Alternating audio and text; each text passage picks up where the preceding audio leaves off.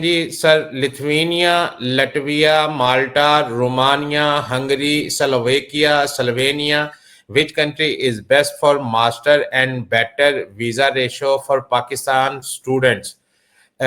Sir देखिए, best किस scenario में आप पूछ रहे हैं मुझे नहीं पता, लेकिन मैं आपकी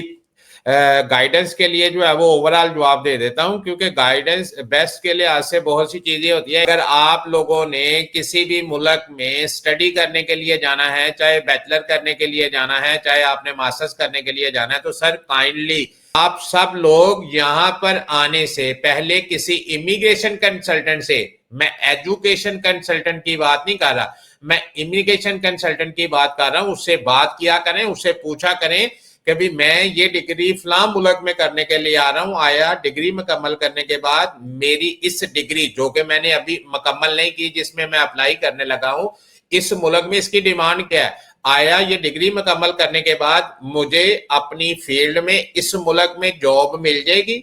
अगर तो आप वो कंसल्टेंट आपको बोले कि हाँ इस फील्ड की यहाँ पे डिमांड है, आप यहाँ पे आओ, अपनी डिग्री मुकम्मल करो, डिग्री मुकम्मल करने के बाद आपको इस फील्ड में जॉब मिल जाएगी। अगर तो आपको अपनी फील्ड में जॉब मिल गई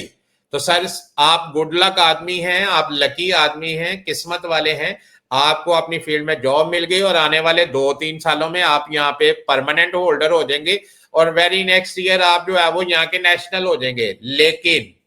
लेकिन अगर आपने रॉन्ग डिसीजन ले लिया, बगैर किसी इमिग्रेशन कंसल्टेंट के आपने यहाँ पे लैंड करके किसी गलत कंट्री में, तो आप यकीन माने कि आपके जिंदगी के 5 से 7 साल भी जाया हो जाएंगे, आप ख्वार भी होंगे, आप जलील भी होंगे। वो क्यों कह रहा हूं, वो इसलिए कह रहा हूं कि आप यहाँ पे एंटर तो हो जाएंगे, वीजे को एज ए टूल यूज करके आप यूरोप में तो एंटर हो जाएंगे। यहाँ पे जब आप डिग्री मुकम्मल करेंगे, 3-4 साल आपने पढ़ लिया, पढ़ने के बाद जब आपको पता चलेगा कि इस डिग्री की तो वैल्यू कोई नहीं है, यहाँ पे तो मुझे जॉब ही नहीं मिल रही, तो जो एग्रीमेंट आप करके आते हैं, जो स्टडी वीजा लगवाने के लिए आप साइन करके एग्रीमेंट एम्बेसी में जमा करवाते हैं, उसके अंदर लिखा हुआ होता है कि मैं स्टडी मुकम्मल करने के बाद मैं अपने मुल्क में वापस जाऊंगा। तो अगर आप स्टडी मुकम्मल करके अपने मुल्क वापस नहीं जाते, तो ये वाले जो मुल्क है, जिस मुल्क में आप स्टडी करने के लिए आएंगे, उनके पास ये राइट हासिल है कि आपने हमारे साथ एक एग्रीमेंट किया था, एग्रीमेंट पूरा नहीं किया, वो आपका नाम शेंजन इंफॉर्मेशन सिस्टम में डाल देंगे। और अगर वो आपका नाम शेंजन इंफॉर्मेशन सिस्टम में डाल देंगे